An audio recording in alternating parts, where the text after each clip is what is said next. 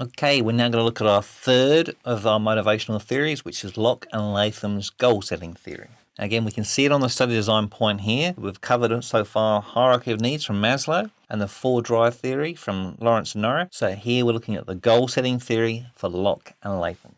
Now, this visual hopefully sets this up. This is about goals, okay? This is about employees having goals. This is about like you having goals. So before we even start, for yourself, what are your goals for this year? Is your goal to get a 40 plus score and get your name in the paper at the end for doing really well?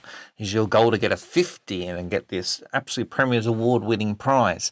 Is it to get a really solid score that you're proud of that allows you to access your next tertiary study? Is it to learn things from this course that will really help you in life when you get your first part-time job?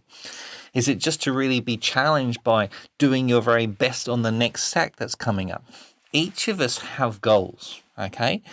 Now, it's the level at which they are accessible and challenging and achievable. So this theory, brought about by Locke and Latham, they were American psychologists who worked on the ideas of this motivation and incentives, and they worked on it for a long period of time. It came together in this idea of a theory of goal setting and task performance. And the two things you want to take away from this are that goals should be clear and specific, challenging and achievable. So clear and specific, challenging but achievable. So first of all, if you said your goal was, I'm going to just try and do my best, well, how do you know that you've done your best? You haven't been very clear, you're not being very specific, and it's definitely not challenging. Clearly it's going to be achievable, but students I find sometimes who have that, I'm just going to do my best I can, okay, it becomes like you're not driven by anything, okay? How do you know you're going to be successful at that?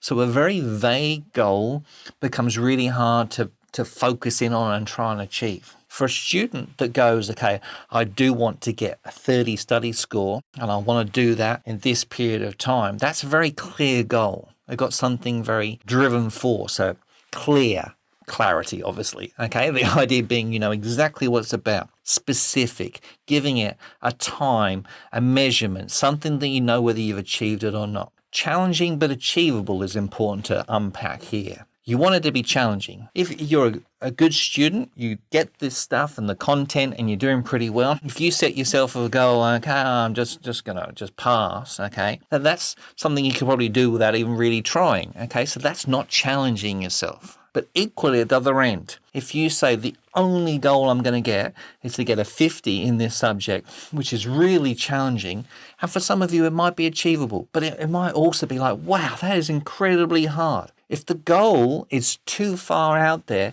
you will get to a point where you go, just too hard, give it up. So it needs to be tantalizingly close. Yes, challenging, but definitely achievable. This is where this picture comes to play. Yes, we want a goal which is like reaching for the stars. So this person is trying to reach from the stars. But as you can see, this stepladder has taken them close enough that it's not that much further to go. If they were on the ground trying to reach for the star and there was no chance of getting there, then clearly they're not going to get there. So clarity, specific. Can you measure this? Can you achieve this? What's going to tell you whether you've actually made it or not? Having something that's challenging, sufficiently a goal that's going to push you beyond what you can do already, but achievable. So it's not too far that you give up and not too easy that you're not even driven by it at all. So those are the type of things. So hopefully you have a goal for this year, for this subject that has those components to it. And if not, right now, just grab a piece of paper and set yourself a goal, which is clear and specific, challenging, but achievable. Remember those off the top.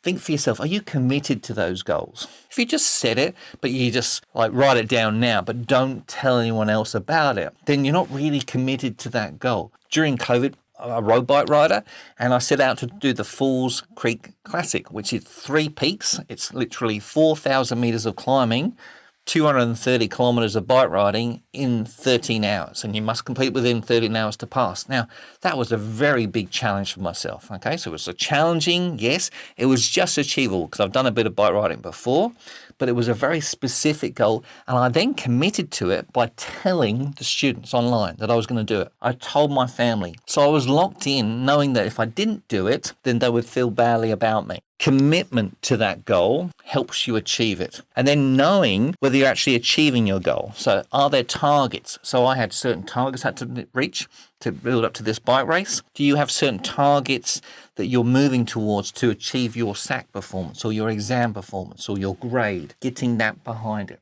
So in a business setting, how can we apply this theory? Well, it's very much about sitting down with an employee and setting goals. Challenging and achievable, clear and specific goals. So here we're sitting down with our employee and setting those goals.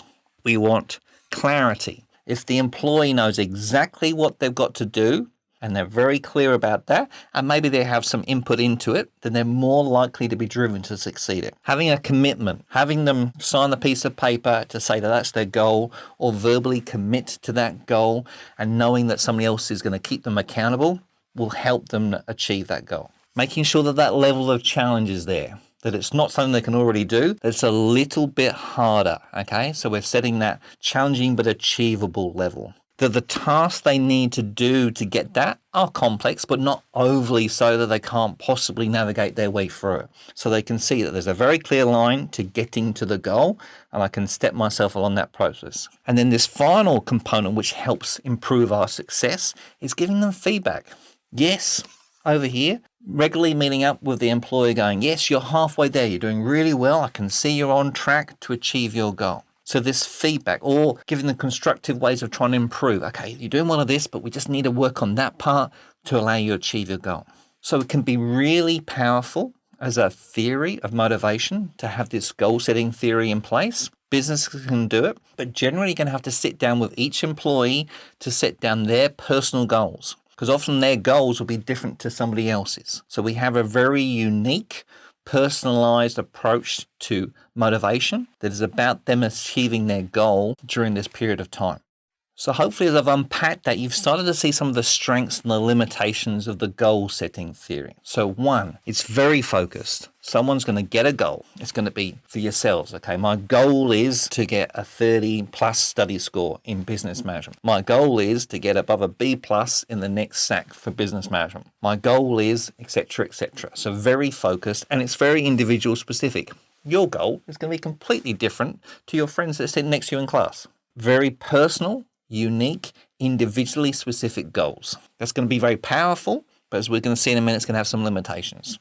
If you're clever when you create these goals, we try and create a goal that aligns with the business objective. So if the business objective is to make more profit, your goal might be to create more sales. If you achieve more sales and we get more revenue, then hopefully, all things being equal, we'll make more profit. So if we can align these business objectives with the personal ones, we create what's called a win-win. The employee wins because they achieve their goals. The business wins because they achieve their goals. Win-win. By having these meetings to discuss the goals, then hopefully you're going to have a great relationship with your manager. So you're going to have a lot of trust. You're going to get this feedback from the manager. Okay, I'm progressing quite nicely. This is where you can improve. There's a built relationship where you're trying to get them to achieve the goals. So you're in it with them. Okay, if we get a bit further, we're going to achieve this one together. Okay, so that's really good. And if you've set a very clear and specific goal, then it's going to be relatively easy to assess whether you achieved it. You wanted to get your plus 30 score for the study score. Did you get it? You want to get more than a B plus for your next SAC? Did you get it? So hopefully if you've set clear and specific goals, you should be able to assess nice and easily whether you've achieved them. Now you can see here, there's a lot of time and energy and investment going on between a manager and employee setting these goals. So one of the big limitations is that this can be extremely time consuming. If you have for each employee a time to firstly sit down and set the goals, that could be half an hour or an hour. Then you can do some performance feedback on the process. That could again be half an hour, and then probably a meeting at the end of the process to say, yes, congratulations, you've achieved your goal, or not quite, and this is how you improve it. That's going to be time consuming too. Now, if you run that out for a large business like Qantas with 30,000 odd employees, that's going to be incredibly time consuming and probably overly prohibitive to actually do that. So one of the limitations for this theory is for certain businesses, it can be very time consuming. It can also be tricky to match a personal goal with a business one. So the personal goal for me was to do a bike ride and achieve this certain time to go around. How does that link to the business goal? If I then get the business goal, is that something that I'm richly actually aligned to? Creating a connection between the two can be tricky. However, In a smaller business like a floristry, this could be a very powerful theory of motivation to apply, because you can set down the goals with the employees, because you've hopefully got fewer employees to deal with. And hopefully, if their personal objective is in that business, they love being involved in a floristry and they want to have more customer satisfaction and they're motivated by their role, well, that's going to align nicely with a manager's role of trying to create more profit by selling more of their bouquets of flowers. So it can be nice to align in a small business. So hopefully, again, you've got something there to play with for a discuss question when you've got to do the strengths and the limitations of each theory. You can see that coming together. So now we've covered all three theories. We have Maslow's hierarchy of needs theory, we've got Locke and Latham's goal-setting theory, and we have Lawrence and Norrie's four-drive theory. So we have all three theories of motivation now under our belts. We've had a look at the strengths and the weaknesses of each one, so we could handle a discuss question. But now also we need to be aware of a comparison question. What are the similarities and differences between them? So what we're going to cover on these next few slides here is just drawing that out. What's similar and different between the theories? And then hopefully we'll reach a point where you've got a concept map. We can see all of them lined up together. So let's take firstly Maslow's and Lawrence and Norrie's four-drive theory. We have Maslow's theory.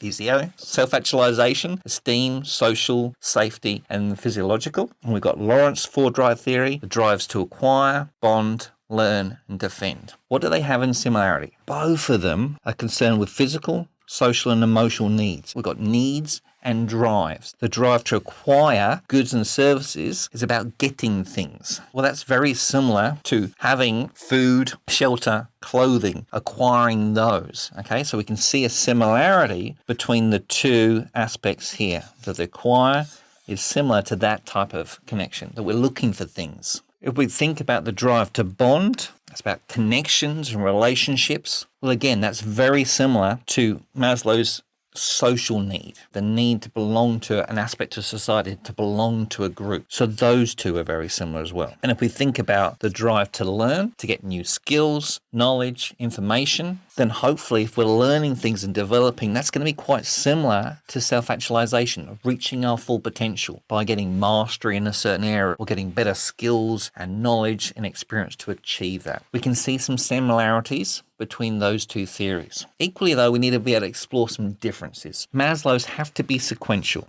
We're going to go through this one step at a time, and we must fill a certain level before we move on to the next. The hierarchy must be sequentially moved through. Well, that's going to be very different from the four-drive theory where we can access all of them at the same time simultaneously. Equally, if we delve in and you go, okay, well, I can see some similarities up here between some of the stages, some of the levels and the needs. Well, the drive to defend is quite unique, really. The drive to defend yourself and those around you doesn't really show up in the hierarchy of needs theory. So it's unlike any of those other levels. So you could say that's a very clear distinction between the two. Let's look at the similarities and differences, this time between Maslow and Locke and Latham's goal-setting theory. If we're looking for things that are similar, what's similar between the two? Like setting goals, challenging and achievable, clear and specific, and working our way through self-actualization through to physiological needs. What do both of those share in common? Well, in a very broad sense,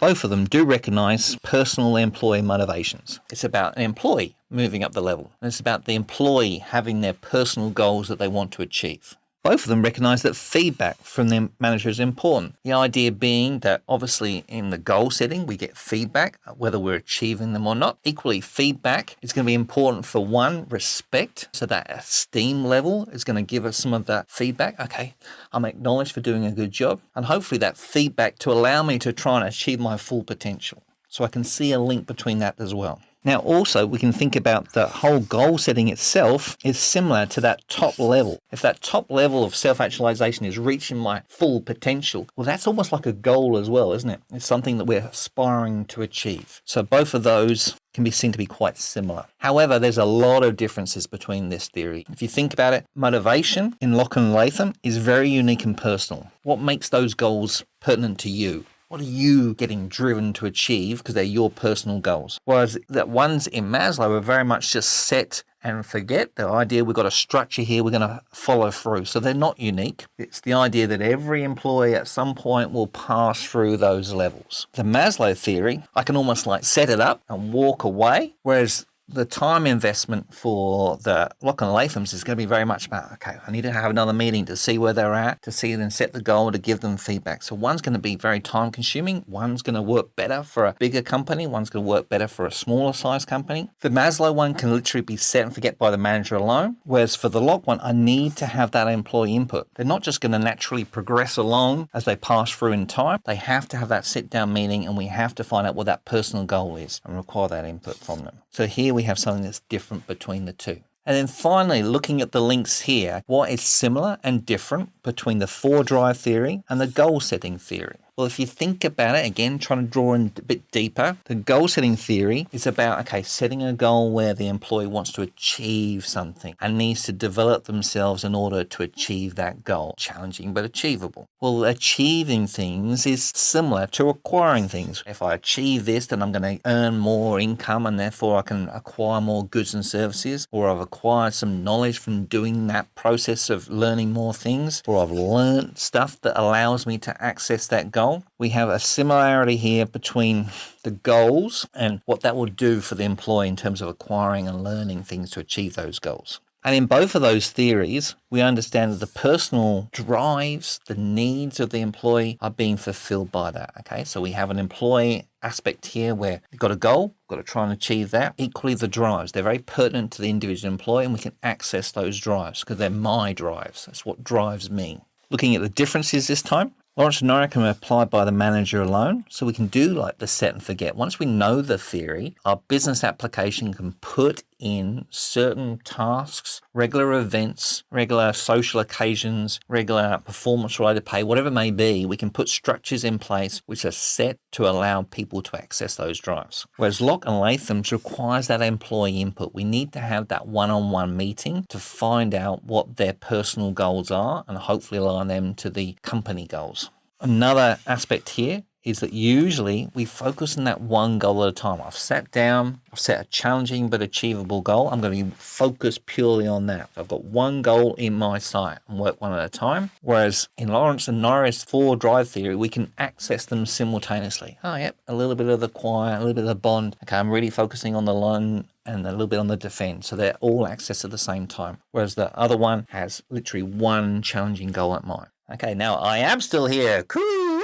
But hopefully, without me being on this screen, this opens up the whole page so you can see it a lot clearer, that you can see here bringing all of the theories together. So in summary, Maslow's theory. Sa, sa, physio. We have a hierarchy of needs. We have certain needs which we're going to move through to try and achieve for ourselves. We have Lawrence and Norrie's 4-drive theory. We're driven to acquire, bond, learn, and defend. We have drives that drive us, personal drives. And we have Locke and Latham's goal-setting theory, which is about setting challenging but achievable goals, which are clear and specific. When we get commitment and feedback, we're more likely to be able to achieve them. We have strengths and weaknesses of each theory, and we can think about how we can best apply it to different business applications. We can see the similarities and differences between each one, and hopefully a one page where you go, yes, I can see the connections between all of them, and I can access that in a certain answer. All right, in front of us here, we have a worked example of how we could possibly see a question like this arising, either in the SAC or in the exam. And on this front page here, I'm going to show you a full worked example, and then I'm going to draw out a common mistake that students often find with these type of questions. So let's first of all do the classic, which we should always do, is highlight the key terms in the question. So the key terms are compare. Okay, that's the task word that's requiring a response. Compare. We must show the similarities and differences. Okay, so we're looking for that. And here we're comparing Maslow's hierarchy of needs with Locke and Latham's goal-setting theory. So we're looking for similarities and differences between the two. Now you can read this more leisurely yourself, obviously by pausing. So in this full answer here, you'll see firstly the differences and then the similarities between the two. And then nicely put out in a paragraph. So again, pause, take your time to read that. But what often happens in an answer is this type of background, which is all about the differences without the similarities. So that task word requires us to have both similarities and differences. And if you can see in the marking grid down here below, we're looking for similarities between the two theories. And we're looking, okay, it's worth 2 marks. We've got the feeling we're either going to draw out a really good answer, or maybe we're going to mention 2 similarities. And the same here, we've got the differences. We're going to draw that out, or we're going to have like 2 specific ones. So in this sample answer, which I see a lot when I mark my own students' work, is that they will focus on the differences. The key point is we must add that similarities as well. So if you see this bit here, we've now added that to make a fuller answer which covers both the similarities and the differences in the full response. Okay, so in this lesson, we've covered Locke and Latham's goal-setting theory. So just a key takeaway, this is about goals. It's about personal employee goals and hopefully link them to business goals. We want the goal to be challenging but achievable, okay? So we want to be able to reach for the stars, but the stars should be accessible. And we want it to be clear and specific, okay? We want to touch that star, or we want to get a B+ and above in our next SAC, okay? Something that's clear and specific, and we're going to get that commitment to it. So the idea being is that this is what motivates us, and if we can build that in to our business, then we're more likely for our employees to achieve the goals that we want them to, and to achieve the business goals we want them to. So it's a goal-setting theory where these aspects here give us greater chance of being successful in that. Now here's hopefully a nice simple slide that puts all 3 theories together. So you can add notes to this if you want to in terms of being aware, but Maslow, so